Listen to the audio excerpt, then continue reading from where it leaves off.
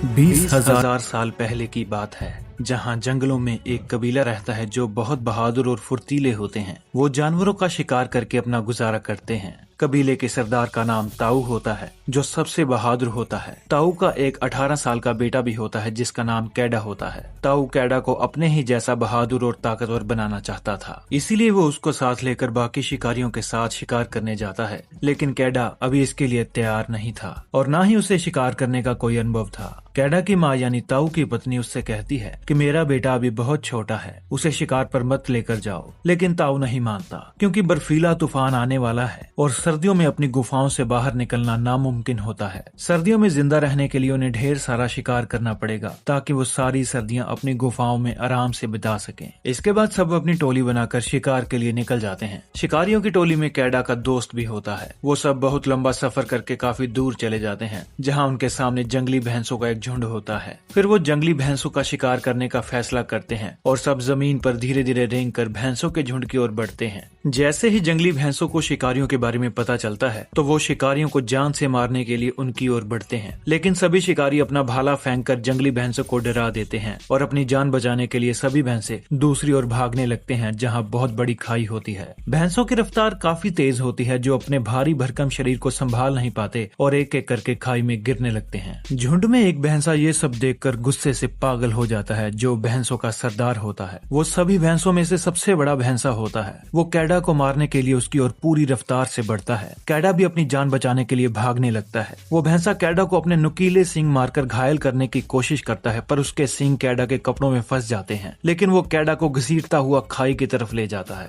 ताऊ अपने बेटे को बचाने के लिए भैंसे के ऊपर भाले से हमला करता है और भाला भैंसे को लग भी जाता है, पर वो भैंसा रुकता नहीं और अपने पूरे जोर से कैडा को खाई की तरफ फेंक देता है। ये सीन यहीं पर कट हो जाता है और हम कुछ हफ्ते पहले का सीन देखते हैं। कबीले वाले शिकार पर जाने की तैयारी कर रहे थे और इस बार शिकार पर कैडा भी जा रहा था। उसी रात कैडा की माँ अपने पति ताऊ से कहती है कि उसे कैडा की काफी चिंता हो रही है, क्योंकि कैडा अभी बहुत छोटा है, उसे शिकार पर ना लेकर जाओ। लेकिन ताऊ कैडा को अपने जैसा बहादुर बनाना चाहता था, जिसके लिए कैडा को काफी मुश्किलों का सामना करना पड़ेगा। अगली सुबह ताऊ अपने बेटे और कबीले वालों के साथ शिकार पर चला जाता है। रास्ते में उन्हें एक पत्थरों का स्मारक दिखता है, जो उनके पूर्वजों की निशानी होती है। आगे रास्ते में उन्हें एक जंगली सुअर मिलता है, जिसे वो घायल करके पकड़ लेते हैं। ताऊ कैडा को जंगली सुअर को जान से मारने के लिए कहता है, लेकिन कैडा के मन में बहुत दया होती है। वो घबराकर शिकार करने से मना कर देता है, क्योंकि उसने आज से पहले किसी जानवर का शिकार नहीं किया था। ताऊ उसे गुस्से से कहता है कि अगर उसने आज शिकार करना नहीं सीखा, तो आगे चलकर उन्हें अपने कबीले का सरदार किसी और लड़के को बनाना पड़ेगा। रात को वो सभी आग जलाकर बैठे होते हैं। तभी वहाँ पर ताऊ को किसी जानवर की आहट सुनाई देती है और वो सबको चौकन्ना करता है। तभी अचानक वहाँ एक टाइगर बड़ी तेजी से कैडा के दोस्त का शिकार करके अपने साथ ले जाता है और उसे जान से मार देता है। यह सब कुछ देखकर कैडा बहुत बुरी तरह से डर जाता है। अगली सुबह कबीले वाले उसकी याद में कुछ पत्थर रखकर उसे श्रद्धांजलि देते हैं और आगे चले जाते हैं। सारा दिन घूमने के बाद वो थक कर एक गुफा में चले जाते हैं। ताऊ कैडा को बाहर ले आता है और उसे अपने हाथों पर बने निशान आसमान के सितारों से मैच करने के लिए कहता है, क्योंकि ये एक नक्शे की तरह ही उन्हें रास्ता ढूंढने में मदद करते थे, जो सीधा उनके घर की तरफ जाता है। अगली सुबह वो शिकार के लिए निकलते हैं कि तभी उन्हें भैंसों के पैरों के निशान दिखाई देते हैं, जिनका शिकार करने के लिए वो उनका पीछा करते हैं। और यही सीन मूवी की स्टार्टिंग में दिखाया गया था।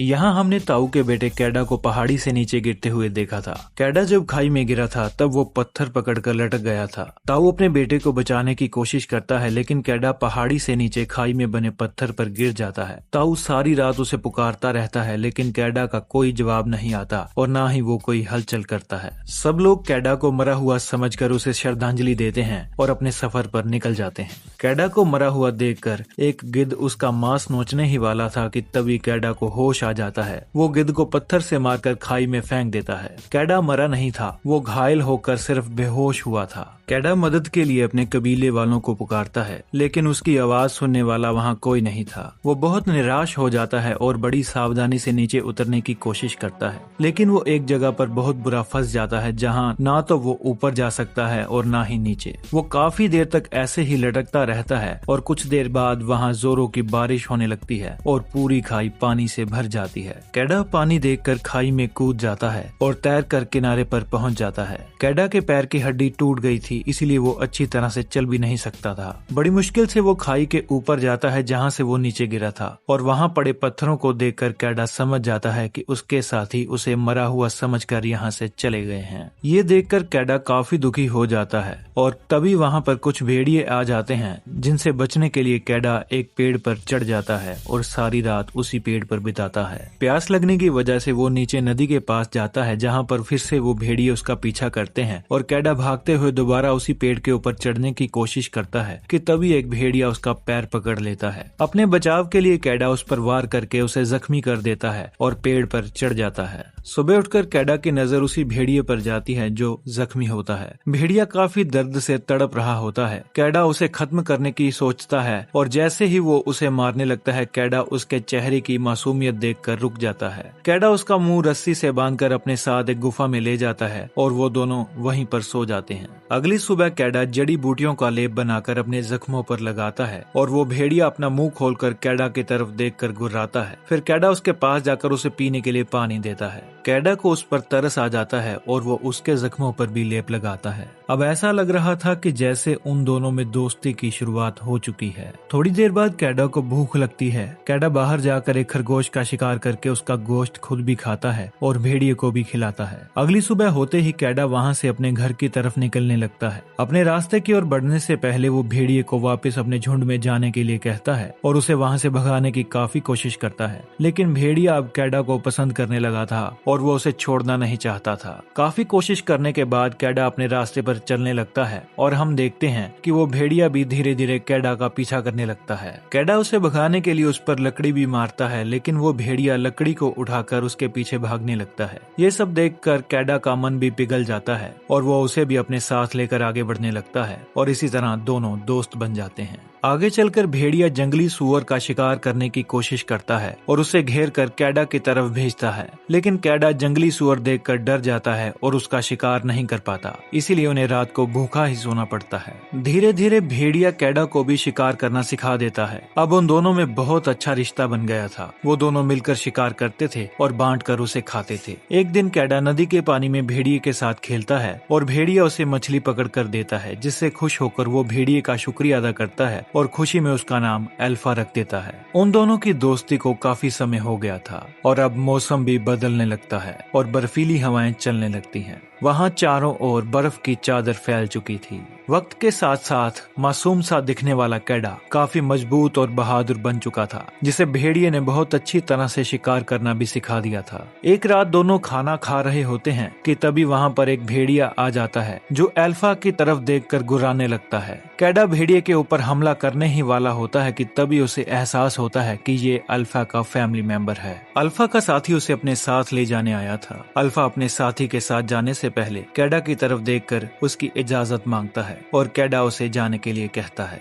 उन दोनों का एक दूसरे को छोड़ने का बिल्कुल मन नहीं था, लेकिन कैडा उसे अपनी फैमिली के पास भेज देता है, क्योंकि वो खुद भी अपनी फैमिली के बिना बहुत उदास था, जो उनको काफी मिस कर रहा था। अगली रात कैडा अपने दोस्त अल्फा को बहुत मिस करता है, क्योंकि अब उसे अल्फा की आदत हो गई थी। उसी रात कैडा को सपना आता है जिसमें उसके पिता उसकी माँ से कहते हैं कि अब उनका बेटा उनके पास कभी भी लौट कर नहीं आएगा। यह सुनकर उसकी माँ पूरी तरह से टूट जाती है और रोने लगती है। कैडा घबरा कर नींद से जाग जाता है और वो कहता है कि वो इस सपने को कभी भी सच नहीं होने देगा। बर्फ के बड़े बड़े मैदानों को पार करने के बाद कैडा को अल्फा दिखाई देता है, जिसे देखकर कैडा उसकी तरफ भागने लगता है। तभी अचानक झील की बर्फ टूटने के कारण कैडा पानी में गिर जाता है। अल्फा भी कैडा की मदद करने के लिए आ जाता है, लेकिन वो बर्फ को तोड़ नहीं पाता। कैडा पत्थर के औजार से बर्फ को तोड़कर अल्फा की मदद से बाहर आ जाता है। अब फिर से अल्फा और कैडा दोनों एक साथ रहने लगते हैं। अगली सुबह थोड़ी दूर जाकर कैडा को एक आदमी दिखाई देता है। कैडा मदद के लिए उसके पास जाता है, लेकिन ठंड में जमने की वजह से वो आदमी मर चुका था।